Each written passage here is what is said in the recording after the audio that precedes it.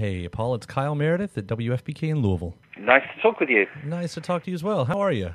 I'm very good, thank you. Well, I'm excited to be talking to you, and especially excited to be talking about new music. So, well, let's just start. You know, I'd heard in a press release, I read it in a press release, I guess, of you all talking about there's new territory this time around. And I feel like that's probably a good starting question here is, what exactly were you guys stepping out into, that you hadn't done before with this album? I mean, it's very hard to particularly a band who've been going for, it's going to be 40 years next year, the band's been going for. It's very hard to keep going forward and finding new areas that we haven't covered. But it's the kind of OMD remit to try to never sort of repeat ourselves in some ways. I mean, there will always be the natural signature that Andy and I have for our songs. You know, you can't kind of divorce the way I sort of write keyboard melodies and the way Andy sings. But the package of in which you put those songs sonically, we tried to vary throughout all our records. And particularly with The Punishment of Luxury, the new album, we've tried to kind of marry sort of new sounds, modern recording techniques, modern ways to do things, with our kind of natural OMD way of doing things. And we've also, I mean, last year we did a show playing the whole of Dazzle Ships and the whole of Architect's Morality at the Royal Albert Hall in London. And there were some songs for Dazzle Ships that we hadn't ever played before, and so I had to kind of find all the sounds and deconstruct them and rebuild them, and in doing that, I kind of realized how simple some of those early songs were. Some of those songs, there was only like 5 instruments in the whole song, and it kind of struck me that we should kind of try to go back to a more sort of simplistic way of doing things. So I tried to put that into the new OMD album as well. Kind of interesting when I talked to the artists about that around here too. It's like, you shouldn't be afraid of the simple because it's very easy to start overthinking things. And exactly, particularly with the modern technology now. I mean, it's we call it the tyranny of choice because you've got so many different synthesizers with so many different sounds they can make. I mean, whatever you can imagine, you've got a machine that can make that sound, and you've got all of these choices in front of you, and you can just end up getting lost in your choices. So, I mean, that was another thing with this album is it's like in the same way a painter, chooses a palette of colors before he starts. We kind of did that with this to remove the masses of endless choices that's in front of you, so that you kind of still concentrate on writing the song rather than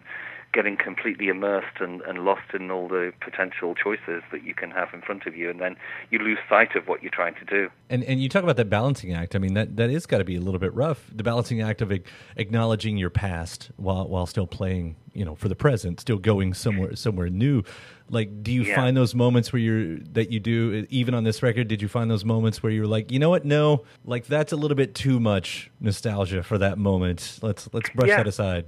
Yeah, because you can kind of slip into old ways of doing things and comfortable ways of doing things, but we've always wanted to step out of our comfort zone in terms of our sort of songwriting and try to go places that kind of scare us a little bit or where we're not comfortable. I mean, there's a song called "As We Open, So We Close" on the album. It's a really important track for the album, I think, because we'd been listening to, as we did in the 70s, we've been listening to modern German music, and there's an artist called Atom TM, like Atom trademark, and he did an album 2 years ago, and he's basically, there's a new movement of electronic music called glitch, and it's basically, you make music out of the things you would normally discard, like clicks and pops and bleeps and stuff. And all of those things you try to make music out of. And it's very, very hard. So many bands can't do it, and there's so much rubbish of glitch out there because you go, okay, it's a great idea, but do I want to listen to it again? Probably not, Whereas Atom TM found a way to marry that with good tunes, and we thought, right, maybe we can do that. And so As We Open, So We Close is a kind of, we used all these kind of crazy, like sounds that you would throw away, but made a really beautiful song out of it. So. And again, as you said, 40 years into it, and you guys are finding new ways to do that. I mean, that's the reason why we've been fans, through the whole time anyway, is that there's obviously you've got big hits that we love hearing in the concerts, but as a fan, we're not one of these bands that are kind of embarrassed by our former hits, and our former glories, if you like. I mean, we embrace our back catalogue. We're very proud of our back catalogue, and we don't sort of shy away from playing it. I mean, we also play, a lot of retro festivals in Europe where we just play our old hits, just because it's fun, and we love these songs, and these songs have served us very well. And these songs, they're like time capsules. They're like hooks to hang memories on of your past, and they kind of transform. Like when I went to see Kraftwerk recently, and there's, some of those songs they play, I close my eyes and I'm back in my mum's back room in 1974. And that's an important thing. Yeah. So we like to provide that for our audiences as well. So we don't mind playing the back catalogue, but it's also important for us to keep feeling like we're moving forwards.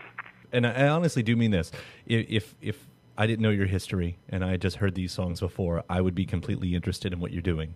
Like that's the most important thing to me. Like these songs, they are immediate. I don't want to use the word relevant because it sounds so business and corporate like, but yeah, but thank you. I do appreciate the sentiment. Thanks. Yeah.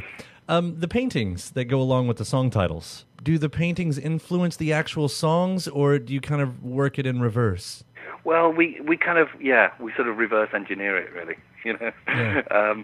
I mean, basically, we got the title of the album, "The Punishment of Luxury," from a painting that's been in the Walker Art Gallery, which Andy's been a fan of. I didn't see until a few years ago, but Andy keeps seeing this painting in the Walker Art Gallery because he loves to go into the Walker Gallery in Liverpool, and I don't live in Liverpool anymore.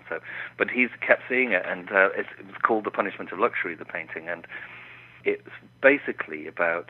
It was originally called "The Punishment of Lust," and we've just appropriated the title, not the painting's meaning, really, because it's kind of women floating in purgatory. It's a really misogynist painting, really.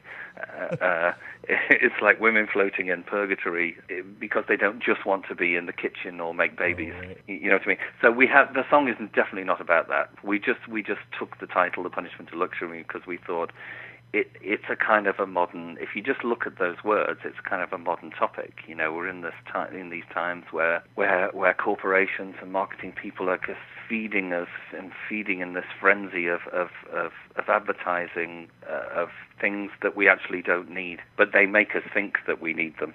And it's like you can't.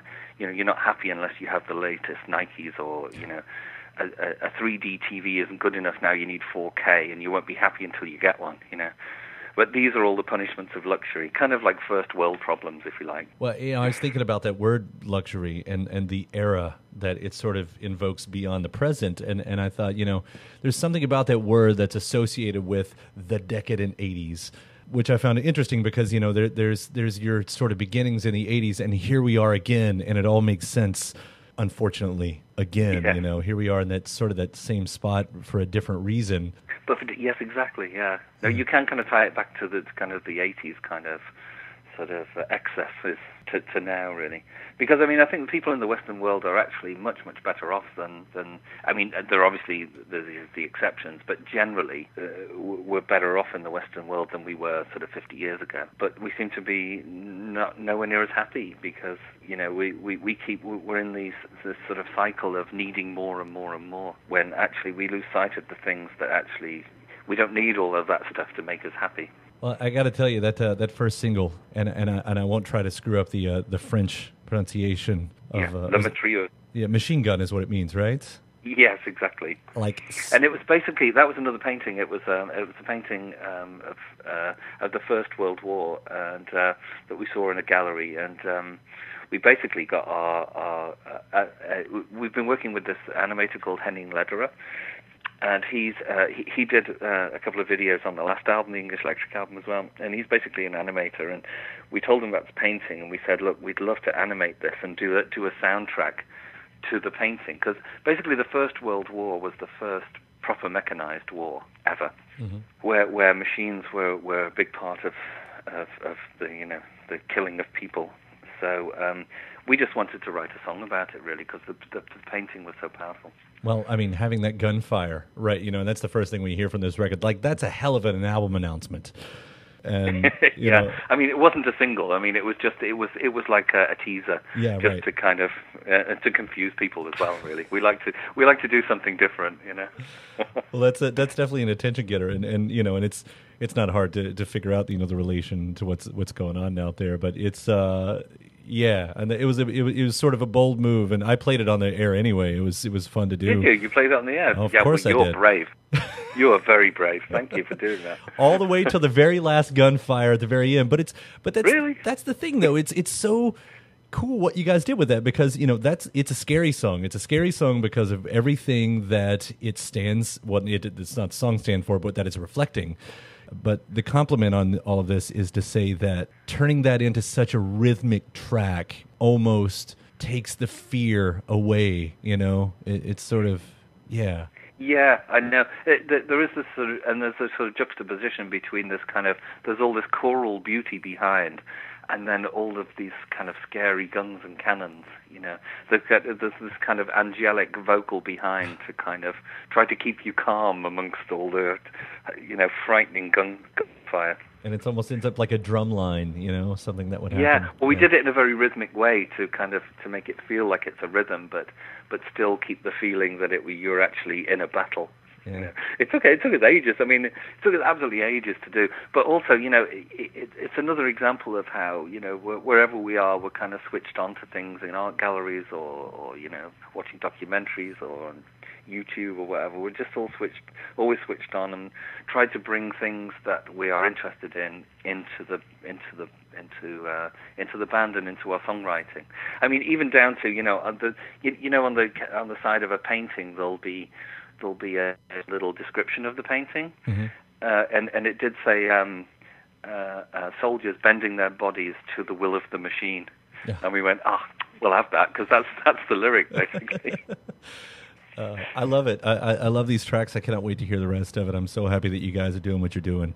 Oh, yeah. I mean, the thing is, we don't have to be doing OMD anymore. It's not like we have to do it for the money. We do it because we love being in OMD, and we feel like we've still got something left to say. So we feel like as long as we continue to still have things to say, the band will continue. Now, all that stuff is very obvious, from the fan point of view too. So. Oh, thank you. Yeah. Well, it was really great talking to you, Paul. I really do appreciate it. Oh, thank you for taking the time to speak to me. That was really nice. Thank you. All right. Well, take care, and we'll see you around out there. You take care. All right. Bye. Thanks. Bye.